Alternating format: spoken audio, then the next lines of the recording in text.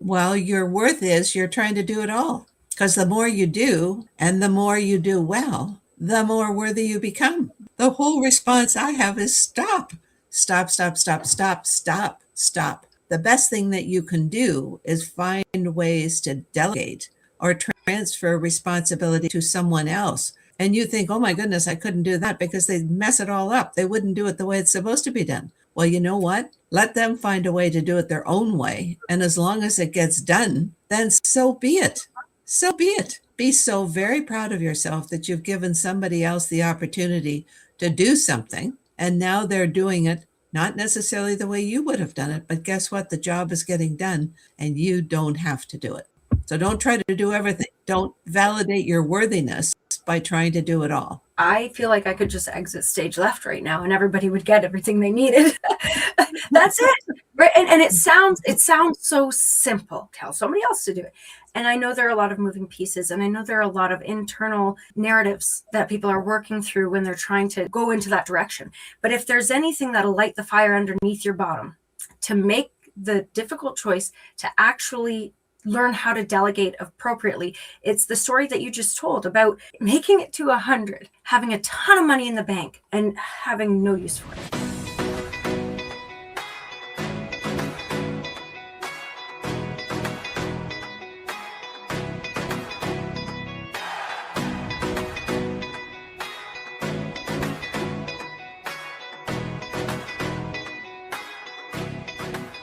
So many people hesitate to show up, to amplify their voice.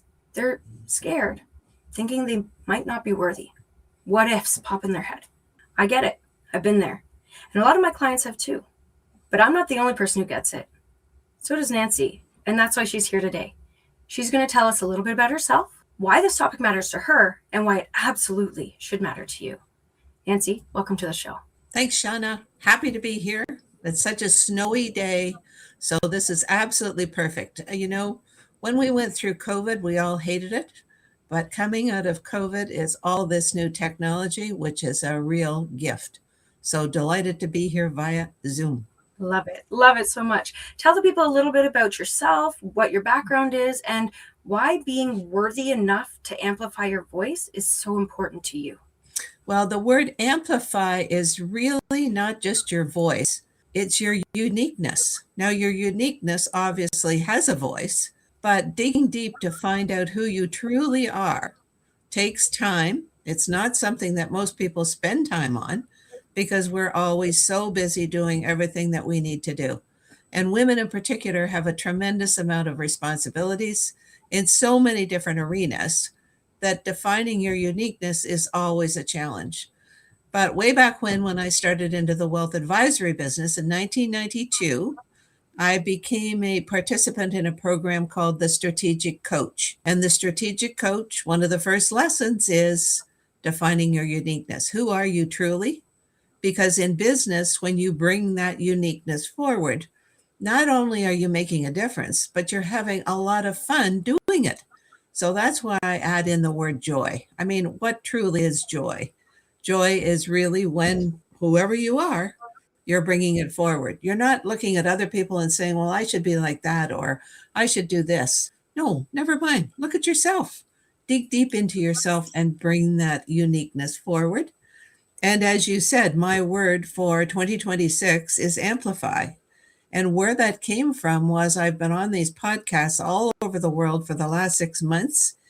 And so many different women have said, oh my goodness, you were way ahead of your time. Like, how did you ever know to connect health with wealth? Well, for me now, it's second nature. And that's when going into 2026 and looking at the year ahead in December, I thought I really, really want to just amplify the essence of women, worth, and wellness, which is women's health and wealth, their net worth and their self-worth, their philanthropy, and their legacy planning. And again, it's a very holistic brand because when you focus on philanthropy, you can circle right back and invest in women's health or whatever else you really care about. Oh my goodness. And isn't that just a mic drop moment?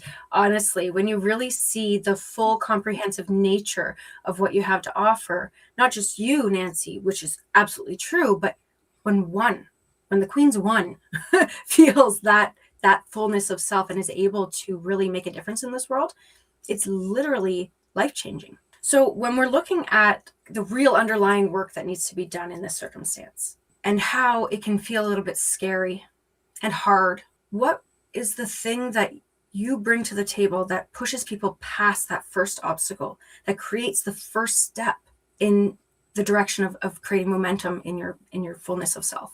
Well, it's like standing on the edge of a pool and you don't want to jump in. It's like, oh my goodness, I can't do that. I'm not sure that I can swim. I'm not sure that it's warm enough, blah, blah, blah, blah, blah. So I can coach them from the sidelines, or I can just give them a little push. And then they come up and go, that wasn't so bad. No, this is great. This is wonderful. I want to do it again. So it's just that little spark. And you and I talked about worthy. Everybody is worthy. Women do not. The worst thing you can say about a woman is that she's very selfish. Well, the best thing that I can say about a woman is she needs to be selfish. She needs to value exactly who she is and her right to be here, to do all the things that she wants to do and that she can do. And more often than not, if you make yourself the priority so that you're improving your own capacity, then you have that much more to give to everybody else, which is what you always wanted to do anyway. So that whole idea for me was relatively new just a couple of years ago. Being able to feel like I'm allowed to take up space, being able to feel like I'm not actually too much. And it took a lot to get me there. So the idea of being pushed into the pool, so to speak, that would have been great, a few years ago. But what does that even look like? Because I feel like the people who are in my world probably tried to do that, but I can guarantee you they didn't have experience from 1992 onward. So I'm assuming here that you've got some tricks up your sleeve. What does that look like? Well, again, it's just asking those questions. Like, what do you really care about? What is really, really important to you? And as a wealth advisor, the most important aspect of being an excellent wealth advisor, aside from all the credentials and experience, is really listening and understanding what is important to that person. And that's then when you offer up everything that you can offer up, but really understanding who that person is. And in the business, your fiduciary responsibility is that you know your client. And so often when a person will go to a new wealth advisor, they get overwhelmed because you really want to find out who this person is and why you might want to work with them. Well, you don't even get there because they're asking you a million questions before you even get to ask your questions. So it's a real dance. It's all about dialogue. It's all about listening and understanding. And once you truly listen and you truly understand where that other person is coming from, then you can help them advance to a much higher level. This really speaks to my heart because it's coming from a place of humanity, of being a human first and connecting deeply. Right. I love that to no end. And I still have the question, what really is the connection between health and wealth then? Because it sounds to me like we're going in the direction of wealth. We're talking about these conversations that wind up being very superficial and they don't get to know you. But then you're bringing in that human nature that really facilitates not only community health, that social health, but also mental health. And I'm imagining there's physical health in there as well. So how do those two things connect, health and wealth? Well, as my mother always said, if you don't have health, you're not going anywhere anytime soon. Like, really. And we take our health for granted. We just keep on going until something stops us. And so that's why the first priority is to pay attention to your good health. And if you have good health today, that's a bonus. But the question is, how do I maintain that good health? And how do I enhance it so that it will continue all the way through to age 100? More and more you're seeing talks about how do we live well to age 100. In the past, whoever thought that you'd live to be 100? But apparently that is the fastest growing cohort from a demographic standpoint. So you don't want to spend the last 20 years of your life with lots of money in the bank, but not feeling too well or being at the mercy of somebody else. So paying attention to all of those things early on is really important. The other aspect that I recommend is that when you're working with a wealth advisor and that person is putting your wealth plan together, make sure they have anticipated health-related challenges. It isn't all about your retirement account. It's what happens if you are diagnosed with cancer. How are you going to deal with that from a financial standpoint? Are you going to have benefits from your company? Or are you going to draw down your retirement account? Or are you going to have insurance protection in place that helps you address with that what if? What happens if there's premature death and you're the higher breadwinner in your family? How does that all work through? So a proper, sophisticated wealth advisor will ask you a lot of what if questions. What if? That makes more sense than it should, if I'm being perfectly honest. Right, exactly. Now, I'm just going to take a minute to ground us in the present, because what you said earlier made me think about something really important. You were talking about health and wealth, and I can't remember the exact phrasing that you said, but it really rang alarm bells and connected the word burnout. Because this is something that I'm seeing all the time with people who are trying to amplify their voice, get the word out. They're really trying to make a good, positive impact on the world. And yet they find themselves falling into burnout. And it leads me to wonder, based on our conversation, if that sense of worth is tied into their journey. What is your point of view on that? Well, your worth is you're trying to do it all. Because the more you do, and the more you do well, the more worthy you become. And the whole response I have is stop, stop, stop, stop, stop, stop, stop. The best thing that you can do is find ways to delegate or transfer responsibility to someone else. And you think, oh my goodness, I couldn't do that because they'd mess it all up. They wouldn't do it the way it's supposed to be done. Well, you know what? Let them find a way to do it their own way. And as long as it gets done, then so be it. So be it. Be so very proud of yourself that you've given somebody else the opportunity to do something. And now they're doing it, not necessarily the way you would have done it, but guess what? The job is getting done and you don't have to do it.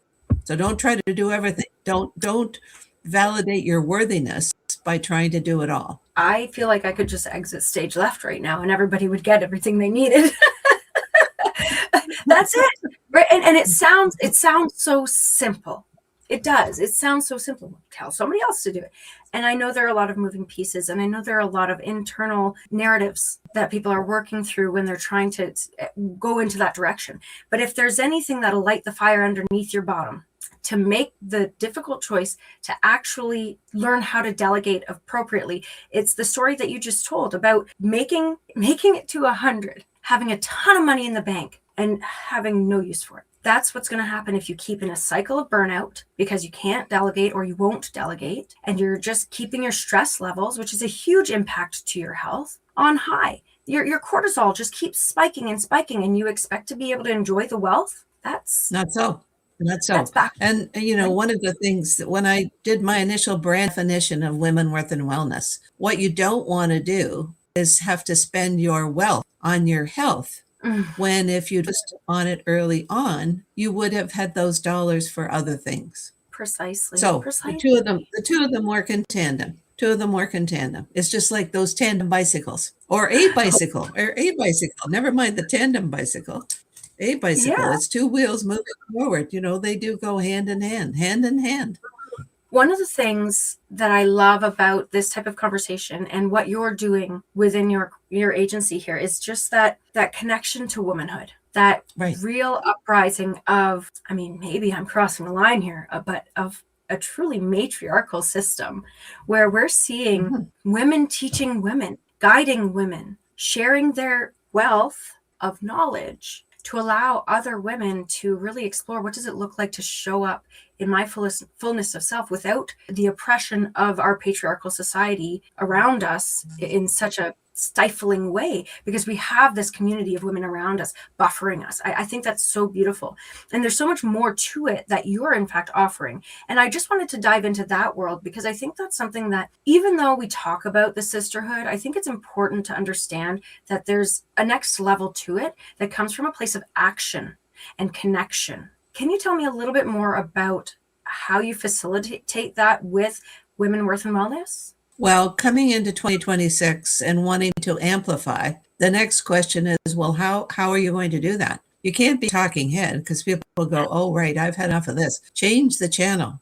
So very, very simply, if you go to LinkedIn, I'm defined as a legacy advisor to accomplished women. And I know all sorts of different fabulous women. And actually, on one of these podcasts, one woman asked me a question, which was a real showstopper, because she said, Nancy, are you still defining an accomplished woman today the way you always have? And I thought, no, because accomplished women in the past were ones who were seeking to achieve. You wanted to be the VP, you wanted to be the business owner, you wanted to be. Well, guess what? Women have achieved an incredible amount. And so my definition of an accomplished woman today is a woman who has achieved significant amounts of whatever, but she's still going strong in terms of wanting to make the world a better place. And so this is what we've got. We've got a whole series of accomplished women sharing there, and we're calling it Pearls of Wisdom.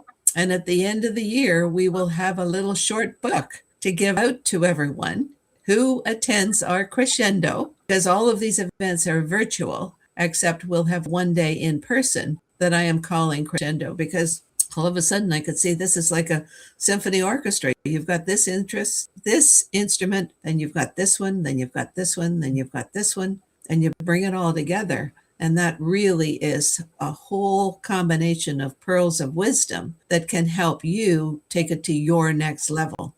You don't have to do all of these things that all of these women have been doing. That's why we are individuals. But pick and choose the ones that are going to help you advance your uniqueness. And again, have the courage and the bravery to step up and do it. This is one of those situations where I'm just blown away and I feel so connected with a purpose. Here we are looking at what it means to be an accomplished woman, and we're moving from a sense of achievement, which is very solitary. It's very one person, one goal oriented, and there's nothing wrong with that. And as you said, historically, that's exactly what we needed to do in order to advance. But now we see this expansiveness.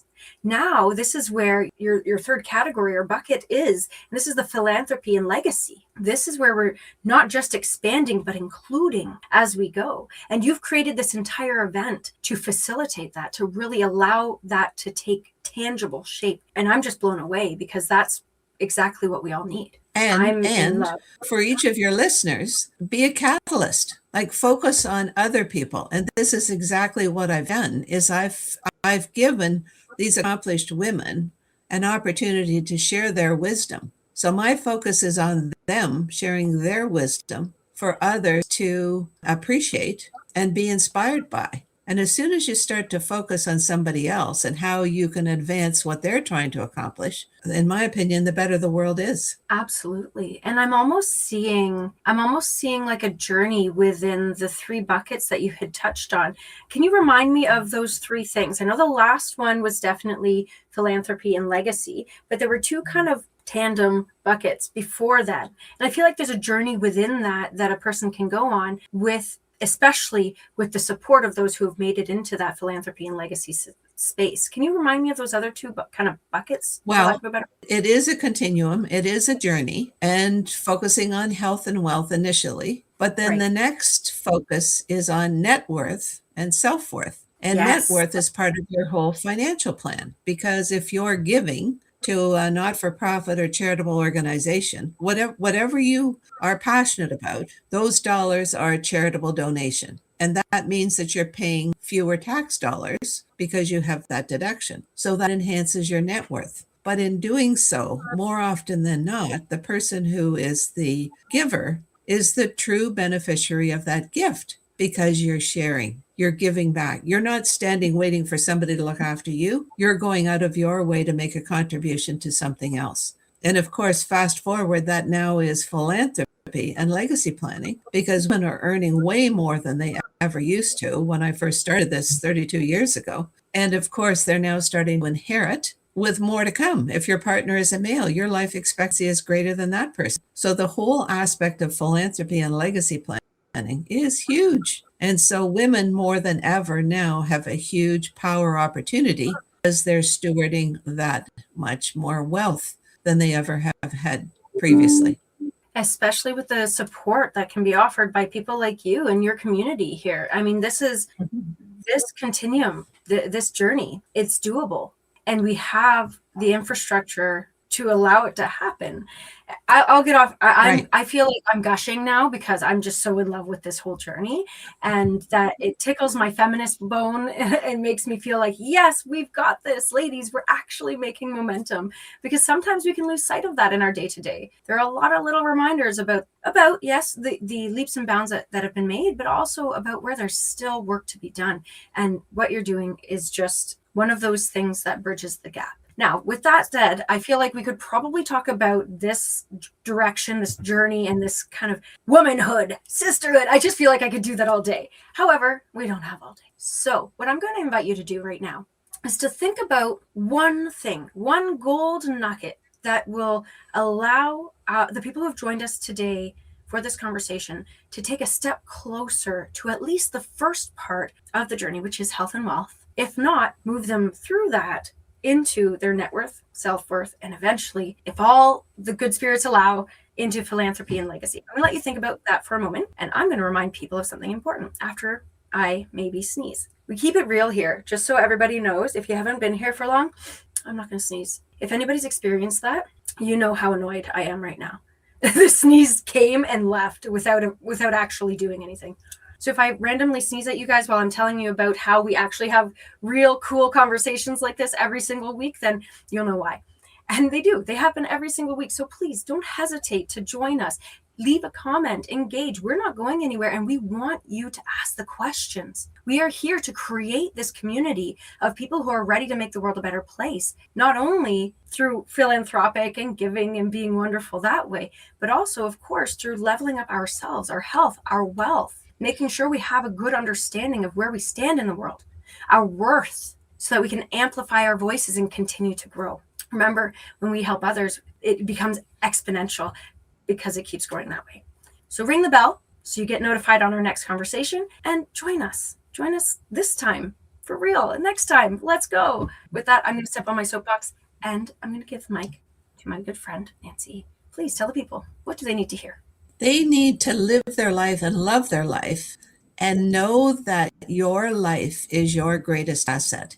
And so dig deep within yourself and find a way to bring your uniqueness forward. The world is waiting for your courage to bring your uniqueness forward. I just want to let that sit for a minute, because everyone needs to ingrain that in their mind and in their heart. Look at the logo, because that is exactly what it is. It's like, yes, yes, yes.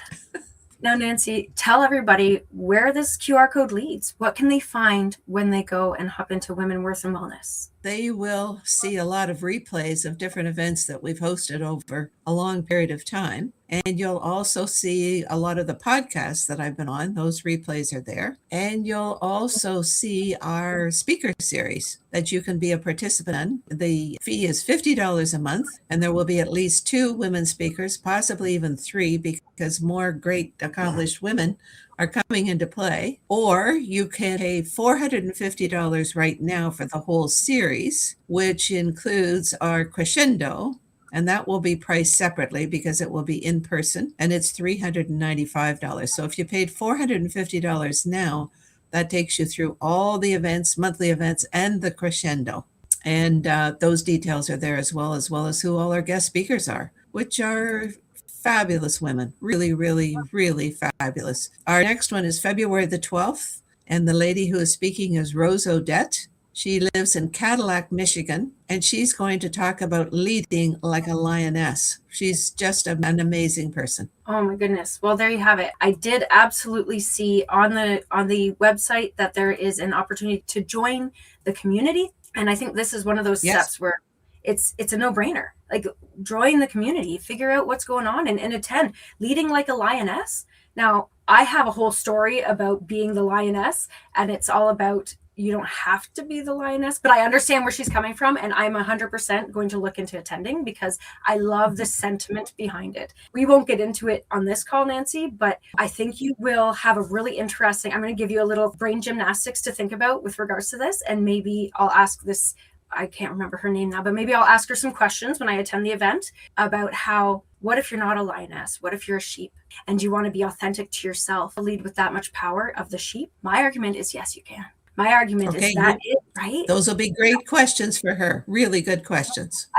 And I know that she'll have wonderful answers because I feel like I've seen her name floating around. So she's got some really good power behind her. Now, that said, I She want to invite definitely. everybody to grab that link. It's in the show notes. Hop in there and really explore what does it look like to be in a community of women who are actually making a difference in their own lives and in the lives around them. This is an amazing opportunity. Nancy, I want to thank you so much for being on the show. Thank you from the bottom of my heart. And You're to welcome, everyone, Shauna. thank you. And to everyone else, please check out the link and join us for the next show. We will chat soon. Bye now.